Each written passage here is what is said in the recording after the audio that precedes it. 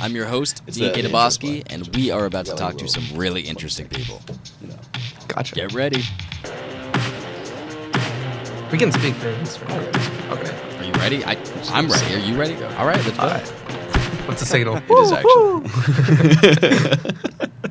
All right, Dean, start us off. Okay, let's get it. Paco! Dean! We've been talking about doing this for a long time now, so I'm actually really excited. I know. Looking forward to it. This is the lemonade flavor. Gotcha. Which I actually really like. We got this in yesterday. Really? Yeah. No, it's really good. Really I just tried it. It's really, really good. I don't know. We've been rocking with I don't know what the actual flavor is, but it tastes like a pina colada. We've been rocking with that one for a long time. And it's actually so good. But the lemonade one's my new favorite. I actually really like this one a lot. That one tasted really good. This one is literally called clickbait. Clickbait. that's the flavor. It's like clickbait flavor. I mean, it got me. No, it looks so good. And he was texting me. He said they've got a bunch of characters on it. Like, see all these characters? Oh, I see that. Yeah, they made a bunch of plushies. From the characters. That you can actually buy? Yeah, you can buy the plushies. That's crazy. Which is actually really funny to me. I thought that was really funny. Like, put it on a sports drink can, and all of a sudden you can make a stuffed animal out of it. I mean, just buy all of them. Like, all of them. And then no, honestly, tell me about it. Sponsored by G Fuel. That's it. No. Okay. No, I was really excited you were coming in, though. As you said, you had a lot of interesting things to talk about. So, I mean, I'm just gonna kind of give you the floor a little bit in a minute, but give me like a little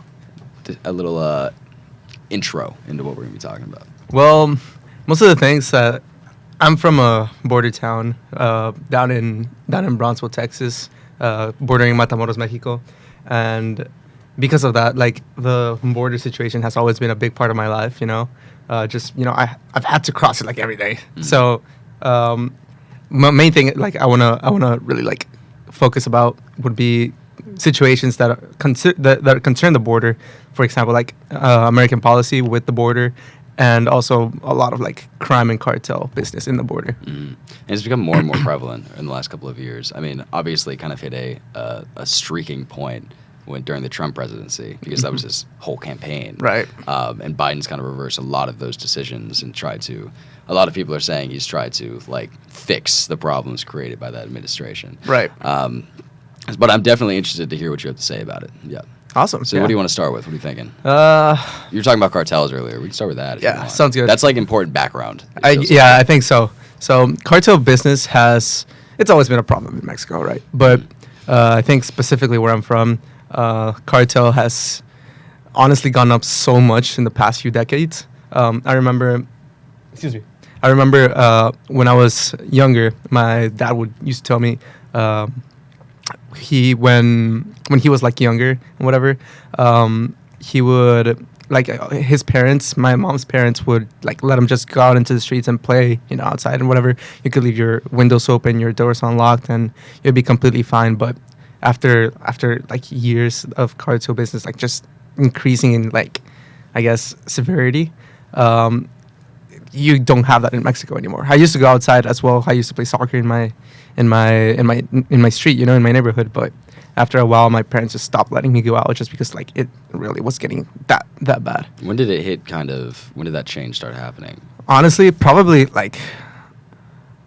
It probably started like a little bit before I was born, like probably like 5 years before I was born. But they really didn't like. I guess my parents didn't really want to. I guess not.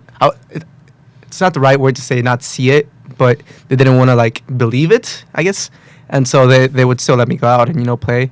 But I think that they caught on like probably like 4 or 5 years, like or 5, 6 years. Sorry.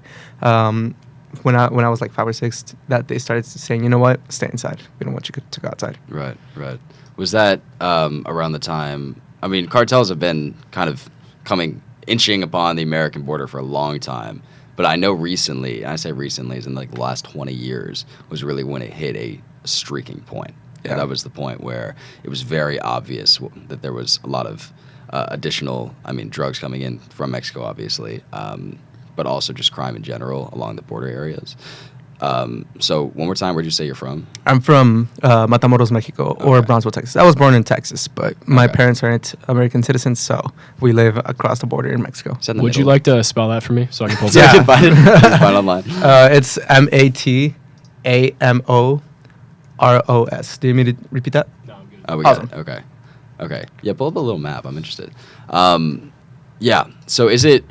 It's right on the border. Yeah. Clearly. Okay. Mm-hmm. Give me a little zoom out, Will. Yeah. See. Yeah. We have a little bit of a technical difficulty. Don't know how to do that. The display capture is the wrong screen. Oh, is it? Okay, I got you. Mm. 1 second. Here. Go to display capture. Turn on. Oh shit. Double tap on it. Double tap on this thing here. There we go. Go to display. Ah, there we go. Oh, There we go. That's real big. Yeah, you can make it smaller. But anyway, okay. So yeah, give me a little rundown here. Where is there like a main entry point that you know? Aware of? For like to get Yeah, into like- the U.S. you mean? Yeah. Yeah. So if you like zoom in into the border over here, I think it's over here. Can you zoom in into this bridge over here? Yeah. I think that's the main one I usually take Okay. to get into the U.S. Right here. Yeah, Veterans International Bridge. But there's also some over here. Where is it? This one, that's El Puente Nuevo, I think. And then there's one more, I think. Where is it? No, it's not. That's way too far out. There's So a lot of entry points. Yeah. There are a lot of entry points. there's 4 main ones. Okay. There's El Puente Just in this area. Just in Matamoros, yeah. Okay, So there's a Veterans Bridge, the one that I usually take, that we call it El Puente de los Tomates. Right. Then there's El Puente Nuevo, the other one I showed you. Right. There's El Puente Viejo, which is a little bit, it's an older bridge. I guess you can get that from the name. Right. And then there's, I think, an even older one. It's called El Puente de los Indios. Okay. And I think that one's a lot older, but that one's like more to the west. Can you give me a little history on Matamoros? Is this a specifically prevalent area? So it was founded, I think, like 1600s, 1700s, by I think it was the Spanish, if I'm not mistaken, but it was actually named Matamoros, I think, like 1800s after the Mexican Revolution, by this dude that was like I think he was like a hero for the Mexican national independence, but. I mean, other than that, yeah, it's an old town, and there's a lot of history behind it, but I'm not, I guess, too familiar with the history of that place. So yeah. Okay. No, I got you. Yeah. So because I know there's a variety of cartels that are present. What's the most prevalent in this area? Currently, probably El Cartel del Golfo, or the Gulf Cartel. I think it's what it would translate to. Yeah. It's that one is the main one, but there's, like you said, more I guess more crime syndicates or more crime organizations like the Zetas. That's a little older group that I think was more prevalent like 1900s and Yeah, earlier. I was reading about them. They kind of fallen out a little bit. Yeah. They're known for intense Violence. Violence. Yeah. A lot of brutality and violence, indeed. Is And the other one the Gulf of Cartel? Yeah, it is as well. It's also Okay. very known for violence. Okay. And then I there's probably a few more, but they have like such little influence that it's like these are the 2 like main ones, I guess. And those originated in Mexico. Yes. Those 2. Okay. Yeah. Because I know that a lot of cartels. I mean, obviously there were gangs in a lot of parts in the U.S., like everywhere, but along the border especially. Mm-hmm. And when the cartels decided that they wanted to make a move into the U.S., they kind of like co-opted them. Yeah, basically. But there are others that are present. Okay. Well, another thing that's interesting is a lot of people think that like the cartel is strictly happening in the Mexican side, and yes, it is most prevalent in Mexico, right? But the cartel has control of both sides of the border in most areas. For How example, do they do that? How do they get control? big cities, El Paso, San Diego, Los Angeles, all of those cities, where there's a lot of crime. It's a big population.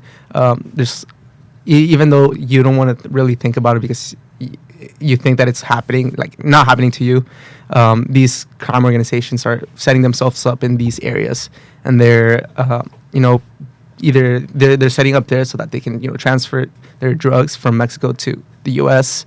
and they just have headquarters everywhere. Yeah, what does setting up consist of? Does it like setting up businesses and stuff Yeah, like that? they usually what they do is they falsify identifications, and they would usually maybe buy something, or they could even threaten people. I'm not entirely sure how it works exactly, but I know that they set up in these big urban areas so that they have easier access or easier control over the transportation of drug trafficking or whatever you want.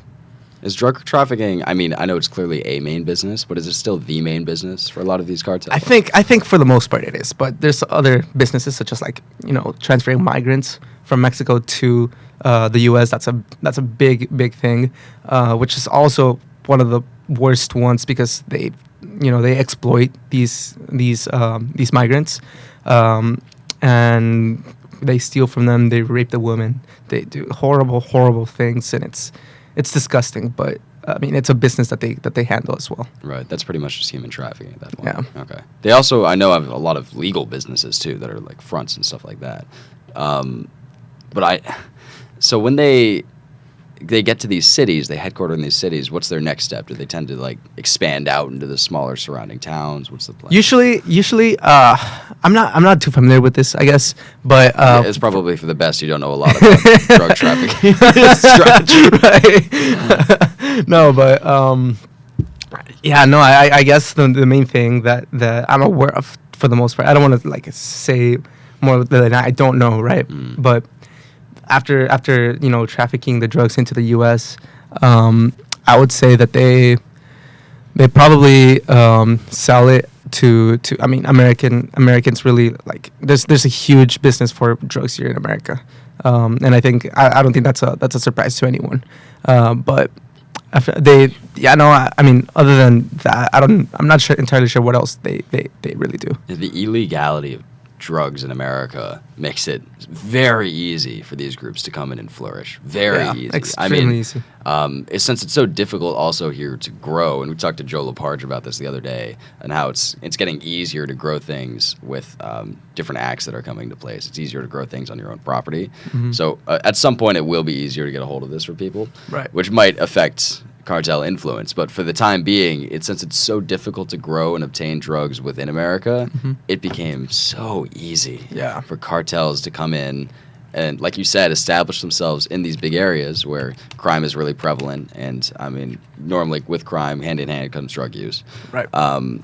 It became really easy for them to just set up shop and essentially just give the people what they wanted. Yeah, exactly. It's hard to dock them for that. It's supply and demand. Exactly. Clearly, it's illegal supply and demand, but it is. It happens. It happens. Right. And it is what it is. Yeah. And I don't know if you know about this. Do the cartels tend to grow their own, or do they tend to co-op farms? I think I'm not entirely sure with that front. I would think that they do kind of both.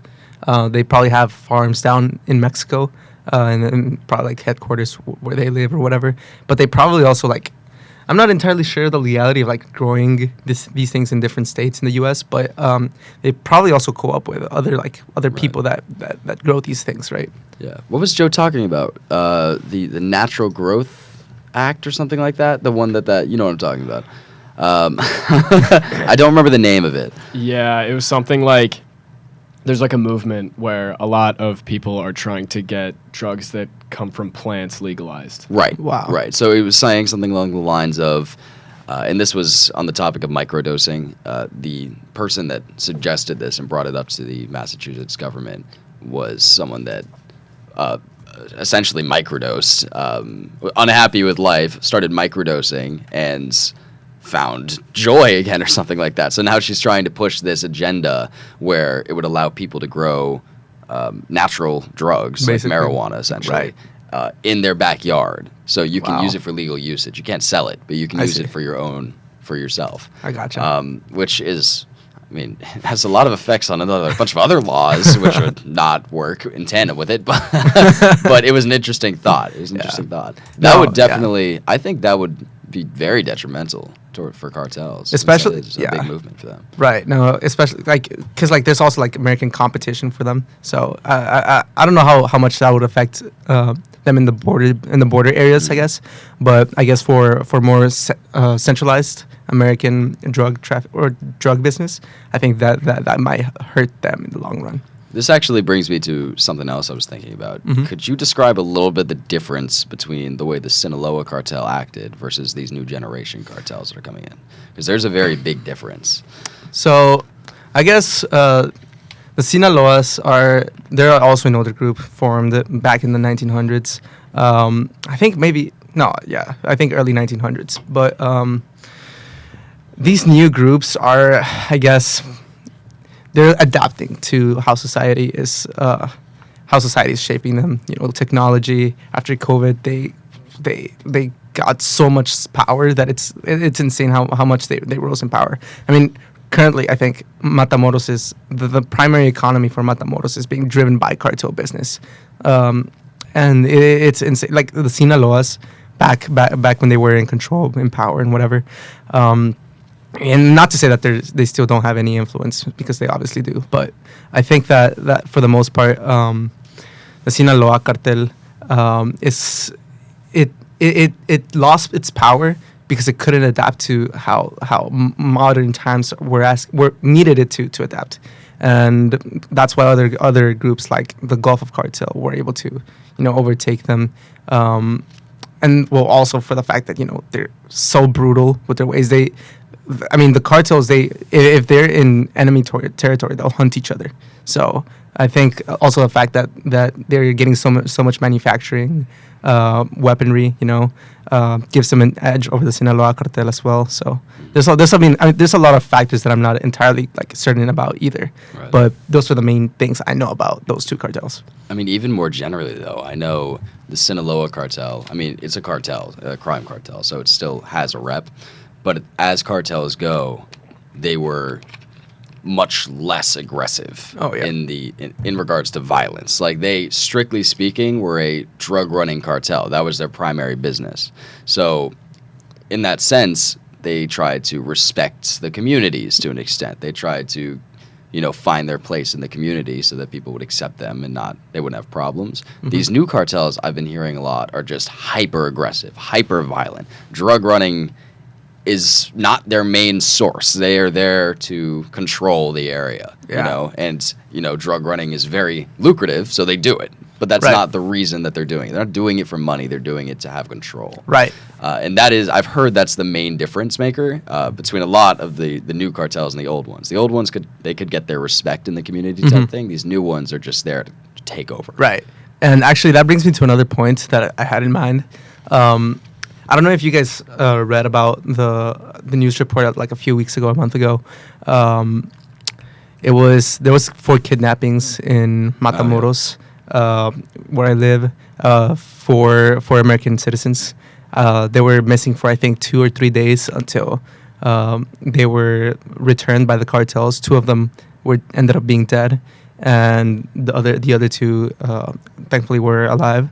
The reason for their visit was because I think the woman in the group, she needed surgery, so they came down to Matamoros to it's usually also a little bit cheaper to do it over here, so that's why a lot of people get medications from Matamoros. But they came over to the Mexican border, and they were driving around, and I think after 30 minutes of driving, I think it was a black pickup or a white pickup started following them. And then more and more cars started trailing their car, and eventually they stopped them and basically dragged them into their pickup, and then were just literally kidnapped in plain daylight. And I think that I also read that a Mexican woman in Matamoros was killed after seeing all the altercations happening. So it was a horrible situation that transpired, and honestly, my prayers go out to their families. Do they know which group was responsible for that? I'm not entirely sure who it was, but probably just because of the prominence, it was probably the Gulf of Cartel, and which brings me back to the point of their brutality and their violence. I'm not even sure why they kidnapped them. After the fact, I think it was the Gulf. Yeah, I think it was the Gulf of Cartel, because they issued an apology letter, but U.S. officials don't necessarily know if this apology was sincere or not. Right. I know. Didn't they give up the guy that did the kidnapping, or they did. I think it was actually 5 people they gave up, 2 to 5 people, something like that. Yeah. That must be a new step. Yeah. So, you don't usually see this, but I think they did it just for the fact to appease American government, so that they don't go after them as hard. But yeah, no. Doesn't take away the fact of the methods they use, right? Right. No, I mean 100%. And is that an isolated incident, or is more stuff like this happening? There's so much happening. Actually, That was just the most publicized. yes. Actually, I don't. You probably also heard about this. You know how there's a lot of Central Americans currently trying to come to the U.S. Lot happened during the Trump administration when the caravans going through Mexico. There's a lot of like from personal experience. I've driven by like the downtown area of Matamoros, and I see a lot of Central American migration centers on like abandoned grocery stores and abandoned gas stations, stuff like that. And a lot of these areas, cartel owns these areas or cartel controls these areas. I mean, they're all these Central Americans that come to like try to come into the U.S. are being exploited again by specifically where I'm from, the Gulf Cartel, right? And yeah, I bring this up because when I called my parents when I heard about the kidnappings that happened, I'm like, hey guys, I heard that like it's getting really bad down there, right? And my dad, he started saying, yeah, no, there was a few kidnappings and whatever, and I was following along with what he was saying, but then I ended up saying, oh yeah, and apparently like the 4 people are missing, right? And he tells me, oh, there were 4 people. I knew about this other kidnapping that was like of Central Americans trying to get into the U.S. So we were talking about 2 completely different things, and one was reported because they were American citizens, while the other wasn't because they were Central American citizens. So yeah, no, this, even though like you may not hear about it, this is happening, and it's horrible. Right.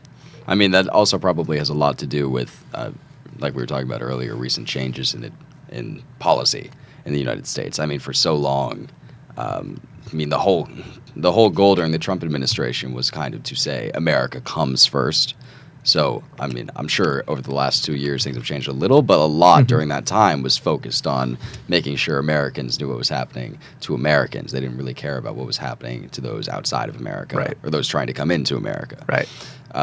So, I mean, that's a good transition, I guess. How have things changed in the last couple of years? Do you know a lot about how things have evolved? So, I know when growing up during like all the administrations, I think like the main one I started getting into politics was probably the Obama administration.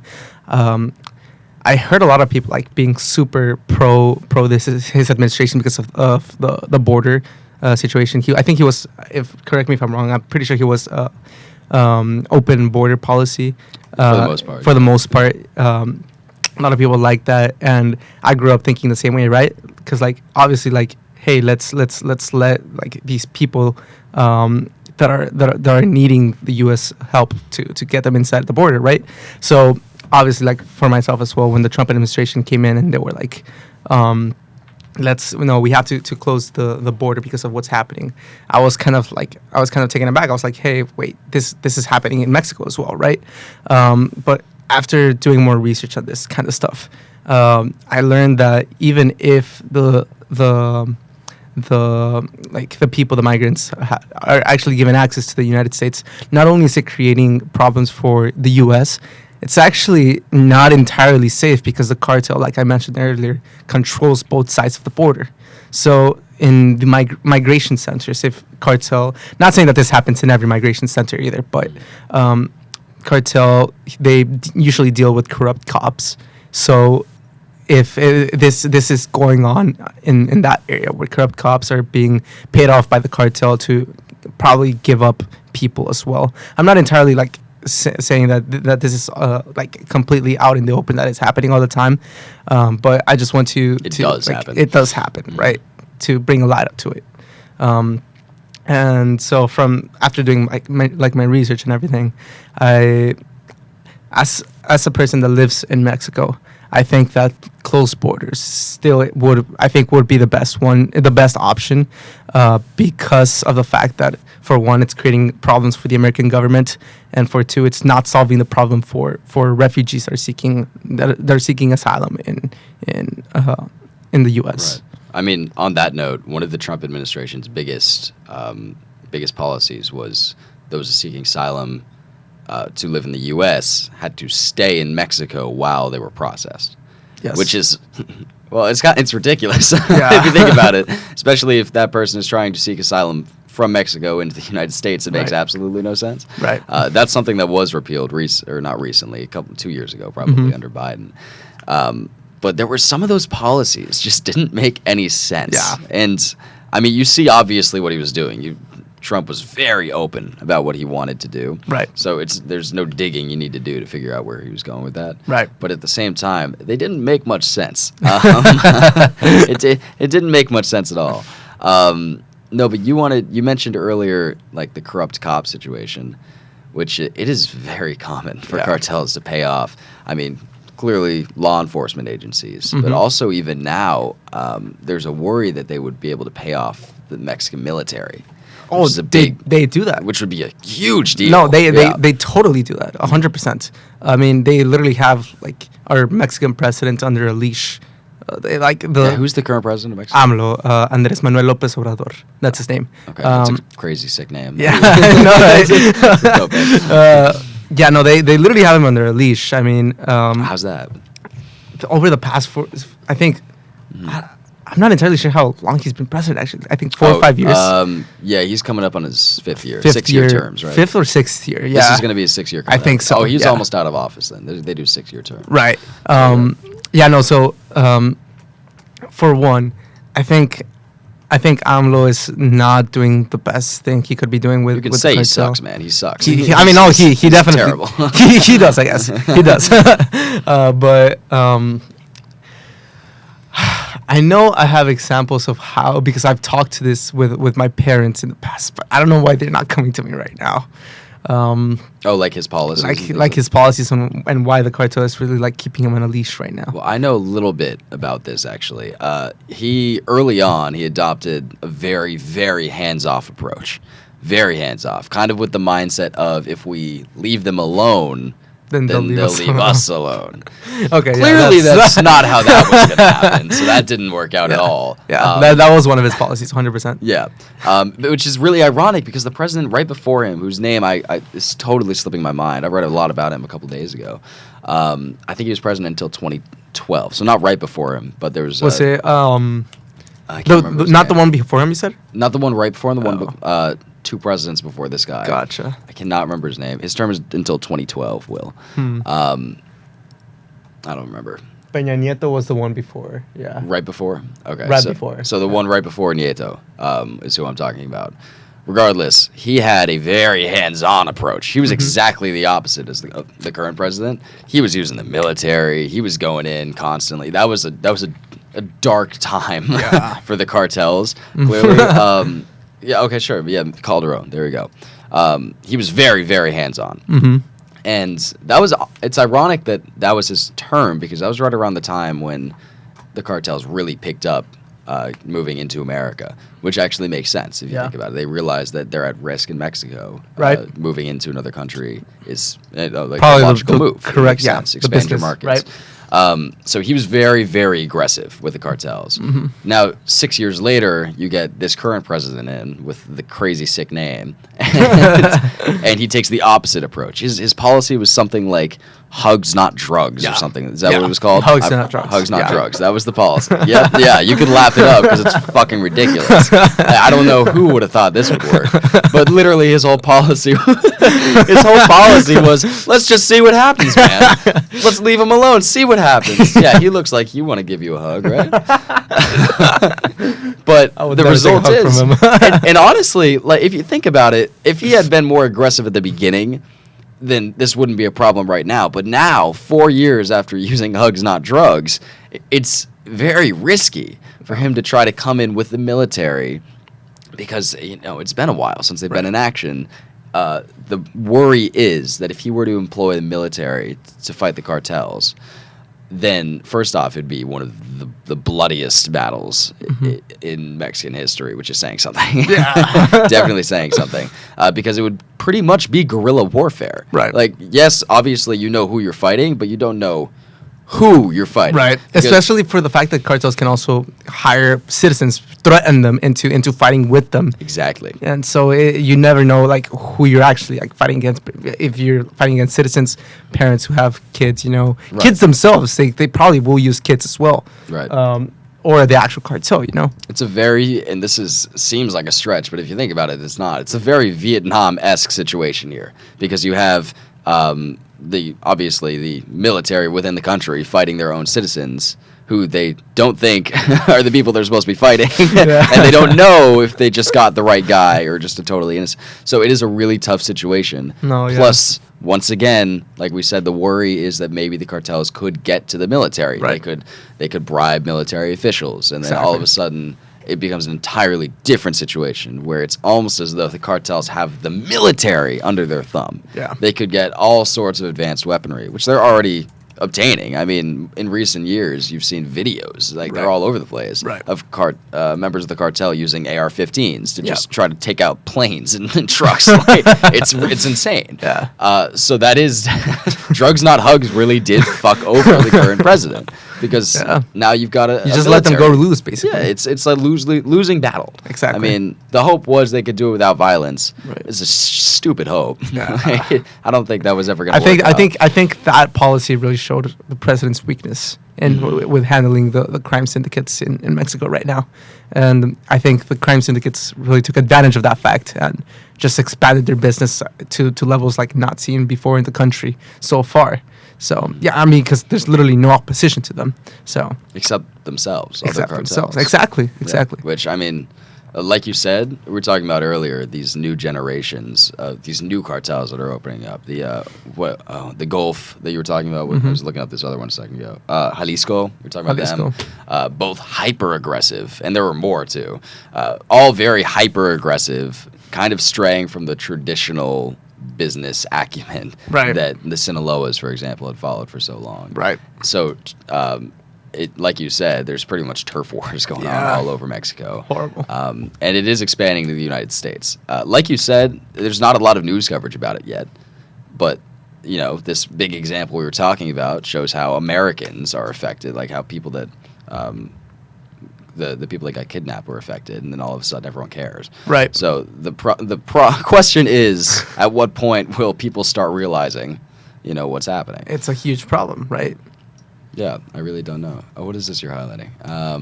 There was a data leak in 2022 that proved that there was a top law enforcement officer that was paying money to protect the cartel, and also that there's proof that soldiers from Mexico's military sell guns to the cartel. Even though they're supposed to be fighting the drug war against them, they're selling the military weapons to the cartels. Yeah. Drug war takes on an entirely different meaning. Entirely different meaning. And I mean, I'm not surprised. This is kind of like it's kind of like when America sold weapons to Iran and Iraq. They're fighting themselves, and there's just nothing to take away from that. I mean, that is actually crazy, though, that's happening.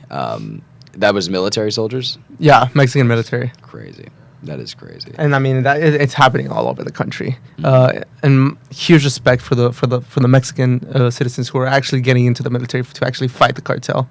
But it's the fact that so much of the military is corrupted because of the weakness of the of the Mexican government. It's sad. Right. It's sad. Right.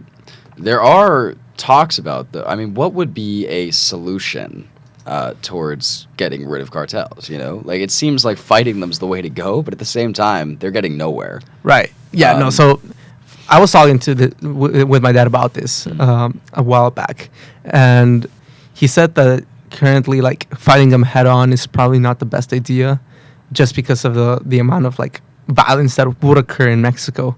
That would I guess proceed the intervention of the Mexican and American governments into cartel business. So he didn't offer me a clear solution, but he was saying that in order to advance as a republic, as a Mexican republic, we need to first and foremost, better education in Mexico, so that coming up in future generations, people who are better educated in Mexico are able to first of all they. It's kind of hard to say, just because again the cartel is such a tricky situation, right? But I think the main thing he told me is, like, we need to get our children educated so that in the future they're able to take governmental positions. They're able to create better, I guess, better businesses also in Mexico, and you need to strengthen Mexican, I guess, demeanor over civil authority and protection, and that really just comes with getting better schools, better education systems, and getting actual, powerful leaders, I guess. Right. Right. No, honestly. And that brings up another important point is, yes, it's important to educate your people so that you can, learn and grow in the future. I'm sure that's the opposite of what the cartels want. Right. So there's Exactly. going to be a lot of pushback from there, too. Exactly. I mean, that is a big problem, is that, all these good ideas that we can come up with are the opposite of what the people with the power want to happen. Exactly. So even if you have a sitting president in Mexico that really wants to make it happen, it would still be very difficult. Exactly. And okay, here we go. Okay, yeah, we'll go. This is actually a good. I got a point question here. for Paco or Dane, or if anyone can answer this. What's up? Trump's whole thing about the border wall. Uh huh. I was always curious as if a wall would actually do anything. Well, As if people wouldn't just go over it or under it or through it. Or to the places where it's weak and just Yeah. right. So the wall that's been going on. There's a lot of misconceptions about the wall that he was proposing. Of course, it was strengthening, the border gate that exists in my area and everywhere along the border. But it also didn't really mean make a 50-foot wall, right? It just meant like strengthening the amount of security that goes with the wall. And it's can you repeat one more time what your question was? Yeah, just if the border wall actually does anything. If it really actually helps the situation or if it just worsens it, or You mean beyond just Is a waste creating of a money. physical barrier? yeah, type if thing? the physical barrier actually does anything for the situation. I would think that here in America, even though there's corruption, I think there's way so much less corruption than in Mexico. So I feel like the border wall or the idea of the border wall or increasing, border security would potentially be a great idea, just because it'll make the cartel business so much harder that they might have to resort back to only Mexico. So I think that it would be a great idea to not build a 50-foot wall, but more so add more security and protection around the border area. Right.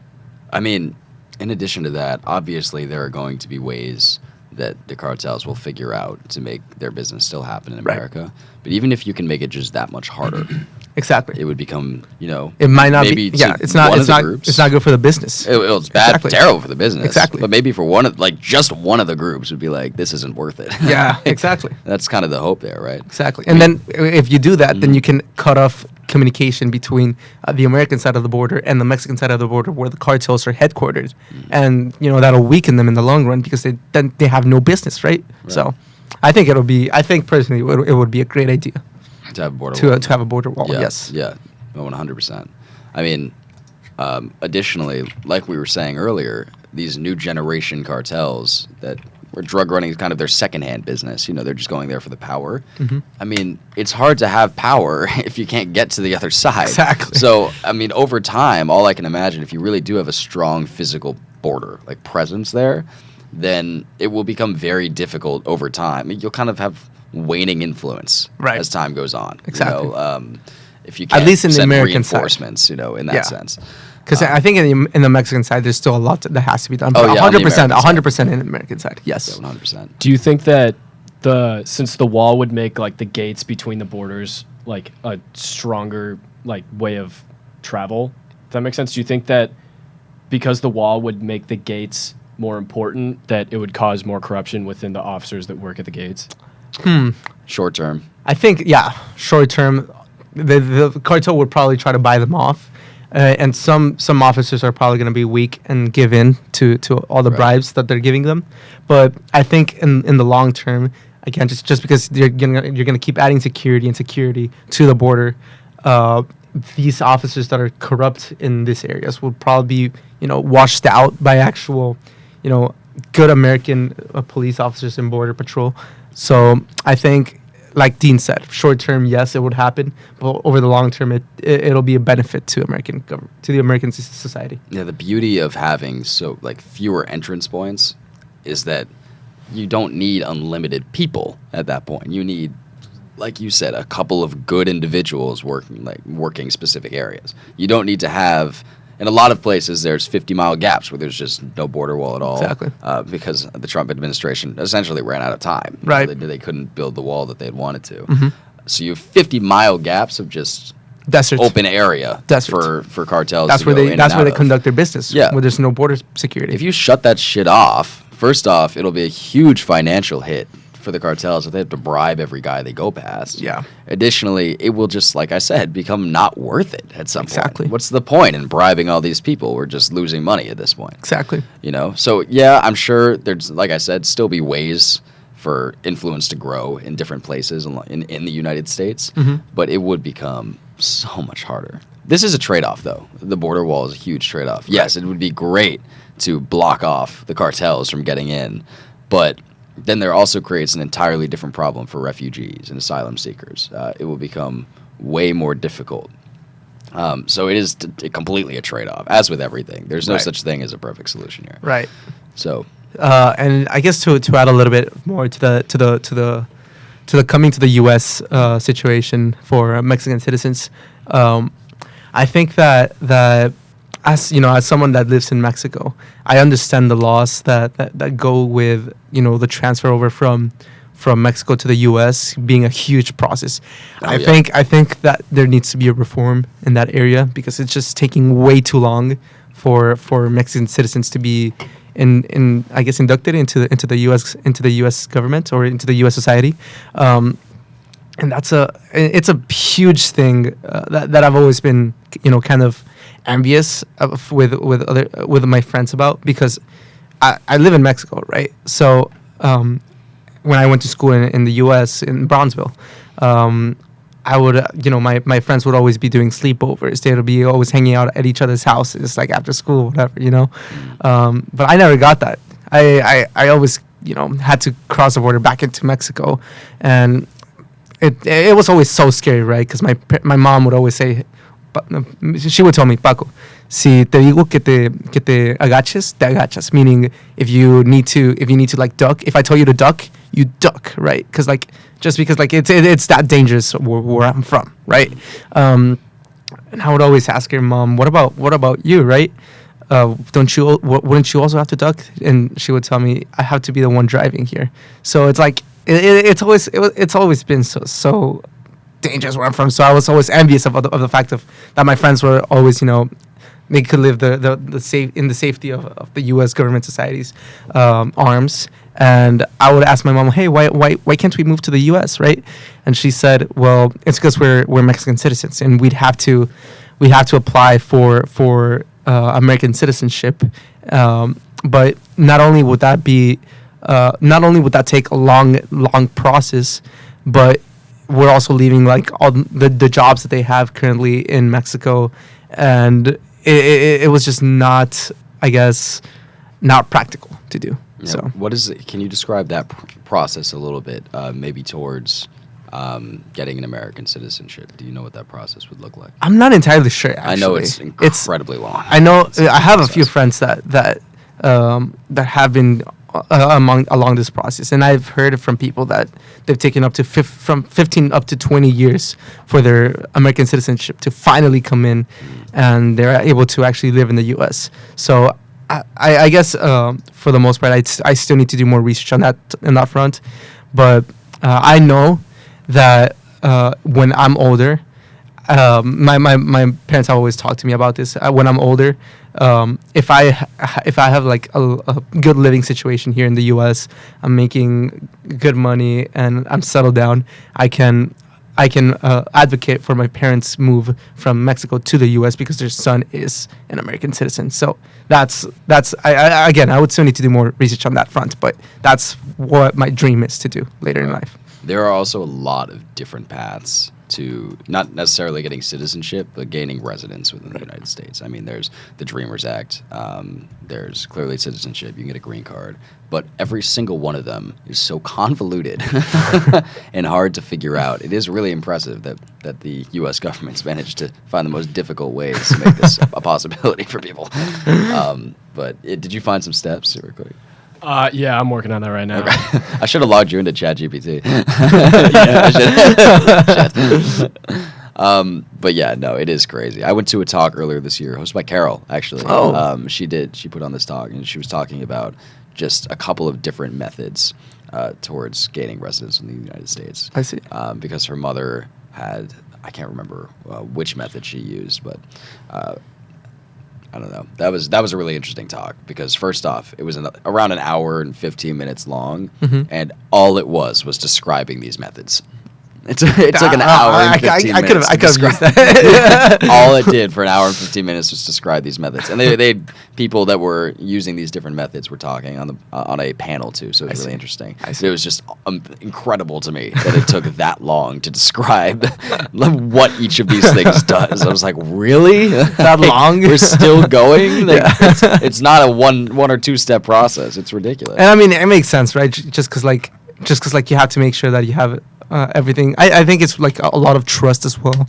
For you can't really just accept anyone on the go, on the fly, but at the same time, it's taking way too long to process these things. So it needs to change, in my opinion. We talked earlier about how the Trump administration implemented some policies in order to try to speed up this process a little bit. You want to talk a little bit about the kids in cages situation as well, and that was a part of one of his ideas, which was separating families from each other.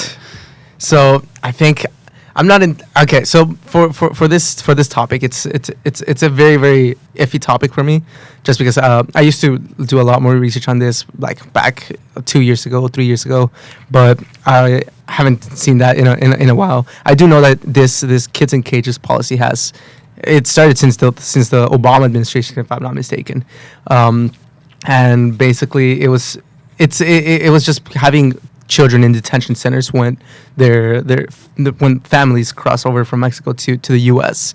And I think under the Trump administration, I'm not sure if it was as punishment or what it was exactly, just because I haven't really researched it. But during the Trump administration, the families would be separated and the children were kept in an area while the parents were kept in another area or deported back. And I think now in the Biden administration, I think that was kind of like appealed, so it's no longer happening. The families are together again, which is good. So it was a big thing in his campaign. He was saying we're going to bring the families back together that were separated. Right. This policy. I don't know his method of doing that. Yeah. No, me neither. Like you said, if they deported parents and the children are still in America, I don't know if that method was deporting the child or bringing the parents back. Right. I don't know what the situation is there. So definitely an iffy topic in that regard. Right. But yeah, I know that was huge during. I think you're right. I think it started during Obama's administration, but it was huge during the Trump administration. Right. And I think that's because a lot of coverage was given to the Trump administration. Oh yeah. But I mean, even then, I think for even here now in the Biden administration and Obama administration, it's just as prevalent. It's just that it's not covered by the media. Right. So. Just something to think about. I mean, the problem with the method was that it was for what Trump was trying to accomplish, which was clearly a flawed and terrible method. It was very effective for what he wanted to accomplish. Exactly. That was the main problem with it, is that it got a lot of support from his supporters because, I mean, frankly, they weren't thinking about how it affects people. They were thinking about how it fixes their problem. Right. Which is, I mean, that's the problem with a lot of policy. That was the problem when we pulled out of Afghanistan earlier last year. I mean, that was the problem with Ukraine right now. It's just half of the country wants to do like what Trump was a big fan of, put us first, what's best for us, and then the other half is thinking about, what's best for everybody involved. Like, what about these people that we're leaving out, stuff like that. Right. It's a huge issue. And it's not just a split either. It's not like right-leaning people think one way, left the other. It's like it's just intermixed. Exactly. Like, people are always thinking about different things. Exactly. That's just how it is. But that was definitely, obviously, a super controversial topic. I'm interested to see the effects in the coming years of that. No, I agree. I don't know. I don't know how next presidency is gonna handle this. Right. Hopefully, with a little more elegance. Have a, but I don't think this issue is gonna be resolved anytime soon. Right. Maybe 20 years down the line, 30 years down the line, maybe we'll start seeing effects, like actual good policies being implemented. But I mean, currently I don't see like a lot of things happening in the border situation. Right. But I think main thing I would advocate for again would be just that border wall to add security to the places that need security, hurt the cartel business, and hopefully just make, I guess speaking as an American here, make America a great place to live again, right? Like especially where I'm from in border towns, just because it's so dangerous down there. Mm-hmm. Yeah, I mean, no, definitely. I see what you're saying there. I mean, on that note, actually, I'm more interested to see what the next president of Mexico is going to do than because we already know, we don't know this, but it's pretty clear who the candidates are going to be running for presidency in the U.S. It's going to be Biden versus either Donald Trump, depends on what happens with his indictment right now. Or probably Ron DeSantis. DeSantis, yeah. And they have similar border policies. Right. So we kind of know what the situation is going to look like in America, Mhm. like either way, what's going to happen. Right. I'm more interested to see who the next president of Mexico, who is just, no one knows who it's going to be yet. Yeah. There's not even polls out yet. Yeah. No about who it's gonna candidates be. yet. No candidates Right. yet. I mean, it's probably a year and a half-ish, Right. maybe a year at this point. And, I mean, he's not going to take the hugs for drugs approach. Hopefully That's not. for sure. Like, we've seen how that works. I don't think anyone in their right mind would go for that. Exactly. So it is going to be really interesting to see what the next president of Mexico is.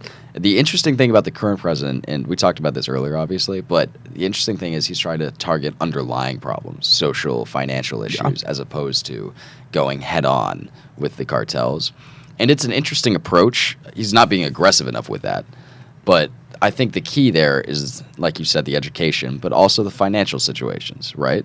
If you can improve the financial situation, I mean, even just along the borders of the United States, then it would dramatically decrease the I guess, interest for the cartels to come into America.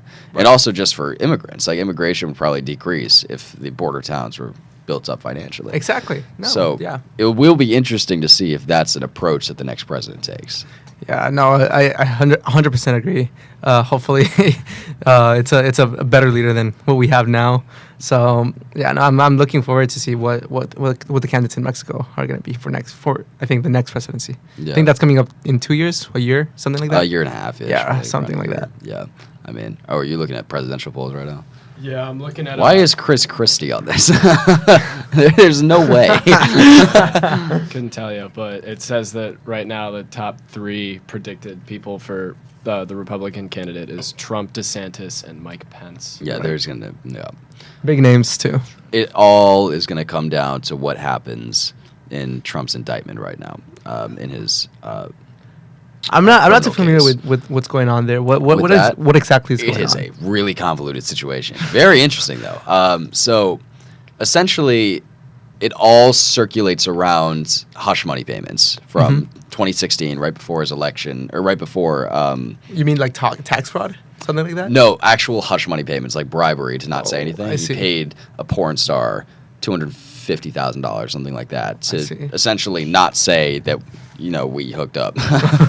And he did that right before voting was going to happen, so she wouldn't come out, and because he is a part of his platform is very religious, so it would have been probably detrimental. Right. And it was already going to be a close race. And is that 100% proven?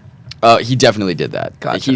I think he's denying that. I think he's denying what the money was for, but he definitely made a payment off the books that he wrote down as a business expense. Gotcha. Yeah, Which the is thing with illegal. that is he gave his money to, I believe it was his lawyer, Yeah. for something quote like that. unquote legal fees, and then that whatever $250,000 was given to the porn star to I keep see. quiet. And that in and of itself is not what makes it a criminal charge, which is the convoluted part there. So the reason is that they're getting him for fraud, for making a payment that was not what it was for. It was the additional bribery charge that made it a criminal act. So Gotcha. those two separate things would both be either misdemeanors or not a criminal offense. Is the point there? They'd probably be civil cases. Okay. But the fact that it was one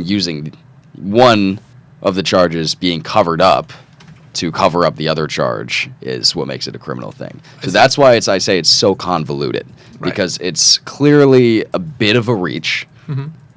It makes perfect sense, like in theory, like they're following the law to a T right now, Right. but a little bit too closely that it's clearly a bit of a reach. Right. So that's why, okay, 130, not 250, $130,000 payment, Gotcha.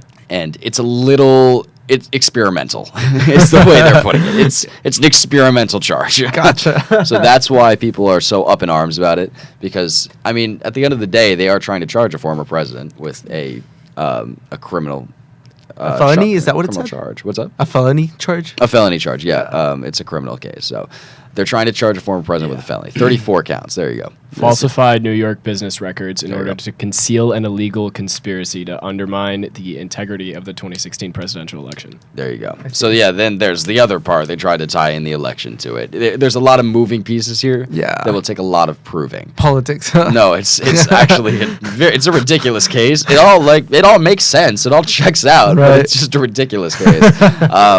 So break down these 34 counts for me, would you? So 11 counts. Yeah, go ahead. 11 counts involve the checks, 11 center on the monthly invoices to his lawyer, and 12 involve the entries in the general ledger for Trump's trust. So at the end of the day, it's just they just messed up their balance sheet. Is pretty much what it is. They falsified some records to cover something up.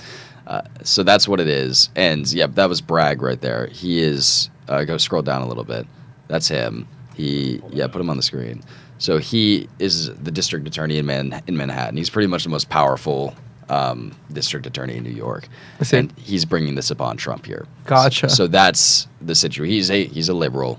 He is. I mean, clearly, as in his position, he's pretty supposed to be like Supreme Court-esque. Like they don't really have a leaning, but he's clearly a liberal. Gotcha. And he's bringing it on Trump. On Trump. Yeah. Gotcha.